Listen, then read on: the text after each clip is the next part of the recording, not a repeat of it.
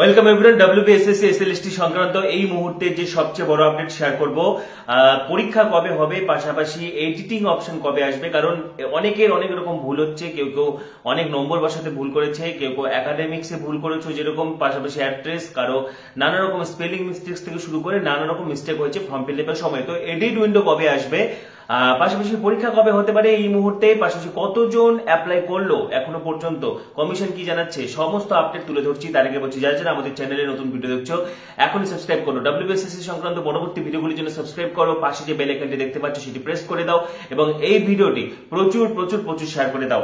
তো প্রথমে আমি পরীক্ষার ডেট নিয়ে বলছি। দেখো, পরীক্ষার ডেট যেটা সুপ্রিম কোর্টের কিন্তু নির্দেশ যেহেতু রয়েছে 31শে ডিসেম্বর 2025-এর মধ্যেই কিন্তু পুরো নিয়োগ প্রসেসটা কমপ্লিট করতে হবে। অর্থাৎ এর মধ্যে কিন্তু পরীক্ষা নেওয়া, তারপরে ফল প্রকাশ করা, ইন্টারভিউ, প্যানেল তৈরি, জয়নিং সবকিছু কিন্তু 31শে ডিসেম্বর 31 ডিসেম্বরের মধ্যে করতে হবে।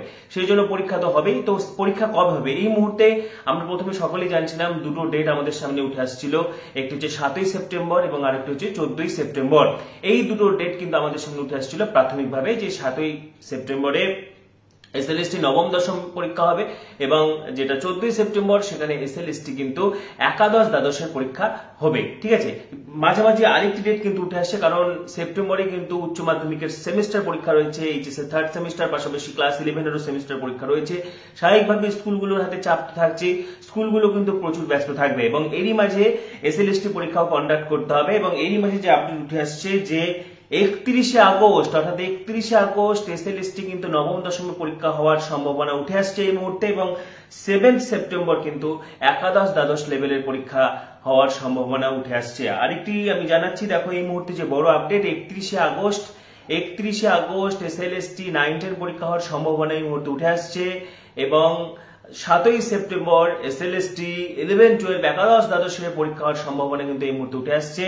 পাশাপাশি অর্থাৎ 7ই সেপ্টেম্বর কিন্তু পরীক্ষা হচ্ছে এবং যদি 31শে আগস্ট পরীক্ষা নেওয়া হয় সেক্ষেত্রে কিন্তু 7ই সেপ্টেম্বর 9-10 লেভেলের পরীক্ষা এবং তার দুদিন পরে অর্থাৎ উইকডেজ এর মধ্যে কিন্তু হতে পারে, কিন্তু উইকডেজে পরীক্ষা হওয়ার চান্সটা খুব কম যেহেতু এইচএস এর সেমিস্টার পরীক্ষা রয়েছে। সেক্ষেত্রে এই মুহূর্তে দুটো সম্ভাবনা উঠে আসছে, একটি 31শে আগস্ট 9-10 লেভেল এবং 7ই সেপ্টেম্বর কিন্তু 11-12 লেভেলের পরীক্ষা কিন্তু হতে চলেছে। পাশাপাশি এই মুহূর্তে যে বিগ ব্রেকিং এবং সুপার এক্সক্লুসিভ আপডেট শেয়ার করে দিচ্ছি, ডব্লিউবিএসএসসি অর্থাৎ ওয়েস্ট বেঙ্গল স্কুল সার্ভিস কমিশনের চেয়ারম্যান যেটা জানিয়েছে, এখনো পর্যন্ত কিন্তু এসএলএসটি যেটা 9-10 এবং 11-12 মিলিয়ে 5 লক্ষেরও বেশি আবেদন কিন্তু জমা পড়েছে এবং সংখ্যাটা আরো বাড়বে। স্বাভাবিকভাবে হাড্ডাহাড্ডি কম্পিটিশন হতে চলেছে, কারণ সংখ্যাটা অত্যন্ত বেশি, 5 লাখেরও বেশি ফর্ম ফিল আপ কিন্তু হয়ে গেছে। সরকার তার সিলেকশন প্রসেসের মধ্যে দিয়ে বেস্ট ক্যান্ডিডেটকে তুলবে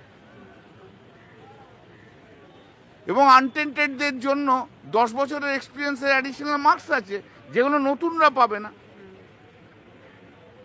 এবারে পরীক্ষা দাও, পরীক্ষা দিয়ে মেরিটে এসো ভাই, মেরিটে আসতে হবে তো। নেক্সট হচ্ছে কবে এডিট অপশন আসবে। তো দেখো, এডিট অপশনের ক্ষেত্রে কমিশন যেটা বারবার বলে দিয়েছে, একাডেমিক ডিটেলস কিন্তু কোনোভাবে এডিট করা যাবে না, একাডেমিক ডিটেলস কোনোভাবে এডিট করা যাবে না এবং যেটা এডিট অপশন বাদ বাকি সবকিছু এডিট করতে পারবে। দেখো, 21শে জুলাই পর্যন্ত ফর্ম ফিল আপ বাড়ানো হয়েছিল এবং 22 তারিখ থেকে কিন্তু অথবা 23 তারিখ থেকে 22 অথবা 23শে জুলাই থেকে এডিট অপশন খুলে যাবে, গোটা জুলাই মাস ধরে কিন্তু এডিট করা যাবে। এই মুহূর্তে যে বড় আপডেট শেয়ার করে দিচ্ছি এবং যারা নম্বর সিজিপিএ নিয়ে অনেকের প্রবলেম ছিল, অনেকে টোটাল মার্কস নিয়ে প্রবলেম ছিল, তো যাই হোক, গ্র্যাজুয়েশনের ক্ষেত্রে যারা 1550 দিয়ে ফিল আপ করেছো তারা কিন্তু একদম ঠিক করেছো, কারণ সেটাই কিন্তু নিয়ম। অনার্স বা পাস, অনার্স প্লাস পাস মানে কিন্তু কম্পালসারি, সেখানে অটোমেটিক্যালি ইনক্লুডেড। হ্যাঁ, এটা সকলে জানো। তো যারা শুধু অনার্স বা পাসের নম্বর দিয়েছো 1400 বা কারো ক্ষেত্রে যার ক্ষেত্রে যেটা প্রযোজ্য, যে ইউনিভার্সিটির ক্ষেত্রে তাদের গুলো হবে, যারা কম্পালসারি পেপার দিয়েছো তাদের গুলো অ্যাকসেপ্টেবল। ঠিক আছে, তো সুতরাং সবগুলোই অ্যাকসেপ্টেবল, কিন্তু দেখবে পার্সেন্টেজটা যাতে ঠিকঠাক থাকে। ঠিক আছে, আইদার অনার্স দেবে নয় honours plus pass. Honours plus pass মানে কিন্তু সেখানে অটোমেটিক্যালি কম্পালসারি সাবজেক্ট গুলো অ্যাড হয়ে যাচ্ছে। ঠিক আছে, মানে শুধু অনার্সের নম্বর দিতে পারো, বা যাদের ক্ষেত্রে পোস্ট গ্রাজুয়েশন রয়েছে তোমাদের ক্ষেত্রেও প্রথমে মাধ্যমিকের নম্বর, তারপরে এইচএস এর নাম্বার, তারপরে গ্র্যাজুয়েশনের নাম্বার, তারপরে পোস্ট গ্র্যাজুয়েশনের নম্বর দেবে। গ্র্যাজুয়েশন এবং পোস্ট গ্র্যাজুয়েশনের মধ্যে যেটা বেশি সেটা অটোমেটিক্যালি কিন্তু ক্যাপচার্ড হবে। তাই বলে এমনটা নয় যে গ্র্যাজুয়েশনের নাম্বার না দিয়ে ডাইরেক্ট পোস্ট গ্র্যাজুয়েশনের নম্বর দিয়ে দেওয়া হোক। এসএসসি থেকে বারবার বলে যে কোনো প্রবলেম হবে না, কিন্তু দেখো কেউ গ্র্যাজুয়েশন না করে তো পোস্ট গ্র্যাজুয়েশন করতে পারে না, সেই জন্য সেটা সিকিউরলাইজ দিবে। মাধ্যমিক, এমপি অর্থাৎ মাধ্যমিক, এইচএস এবং যে ওল্ড এইচএস, কারা ওল্ড এইচএস বহু আগে হতো, যাদের ক্ষেত্রে মাধ্যমিক উচ্চ মাধ্যমিক মিলে একটা পরীক্ষা হতো, তাদের ক্ষেত্রে ওল্ড এইচএস, যারা ওল্ড এইচএস সিলেক্ট করবে তাদের শুধু এইচএস এর নম্বরটাই দিতে হচ্ছে।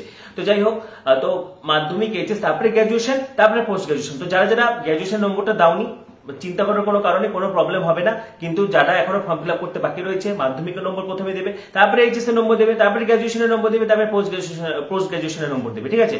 তো ওটা কোনো ব্যাপার না, যাদের গ্র্যাজুয়েশন বা পোস্ট গ্র্যাজুয়েশনের মধ্যে বেশি নম্বর থাকবে অটোমেটিক্যালি কিন্তু সেটাই ধরা হবে, ঠিক আছে? তো এই মুহূর্তে ডাব্লিউবিসিএসসি সংক্রান্ত গুরুত্বপূর্ণ আপডেটগুলো কিন্তু শেয়ার করে দিলাম। তোমাদের আরো কিছু জানা থাকলে কমেন্ট অবশ্যই জানাবে। পাশাপাশি পরবর্তী ভিডিওগুলোর জন্য আপনি সাবস্ক্রাইব করো, পাশে থাকা বেল আইকনটি প্রেস করো, ভিডিওটি প্রচুর শেয়ার করে দাও। সবাইকে অসংখ্য ধন্যবাদ।